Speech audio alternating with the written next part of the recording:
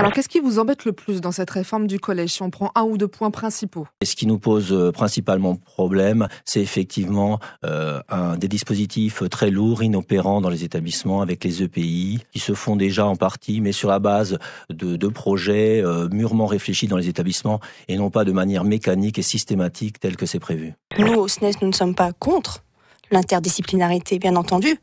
Simplement, nous voulons quelque chose de construit, quelque chose qui se fasse avec les personnels, en concertation. Or, ça n'a pas du tout été le cas.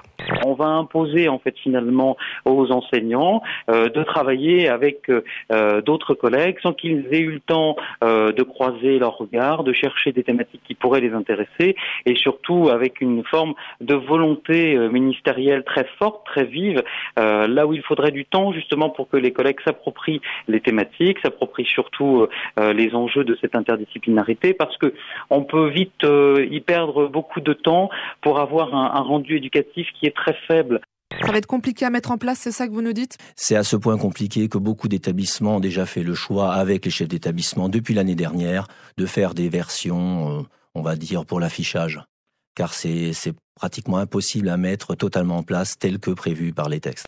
L'accompagnement personnalisé tel qu'il est prévu dans cette réforme du collège, ce ne sera pas vraiment personnalisé, d'accord ?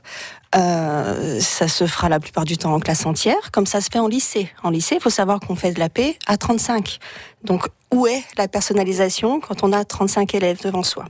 Il faut savoir aussi que l'AP en collège, ce ne seront pas des heures en plus pour les élèves, pour les aider. Ce seront des heures qui seront prises sur les enseignements, qui seront prises par exemple sur les maths, qui seront prises sur le français. Ce ne sont pas des heures en plus pour les élèves en difficulté. Le fait que les élèves perdent 4,5 heures hebdomadaires de cours par semaine, est-ce que c'est ça l'égalité ? C'est donner moins à tout le monde ? La première fois dans l'histoire de l'éducation nationale qu'on change les 4 années de programme scolaire d'un coup. C'est quelque chose d'inédit qui sera extrêmement difficile, même les inspecteurs le reconnaissent enfin. C'est quelque chose de très difficile pour les collègues et on risque d'avoir beaucoup de difficultés à mettre en œuvre des programmes qui sont difficiles. Je pense notamment aux collègues qui sont en sciences et vie de la Terre. Ils perdent les repères annuels et vont devoir recréer dans les classes quelque chose qui n'a pas été pensé et imaginé au niveau national. Pour la première fois depuis que j'enseigne, on a rarement été dans un tel état d'impréparation. On a des collègues qui se sentent fatigués, désabusés de l'empilement des réformes qui ont lieu.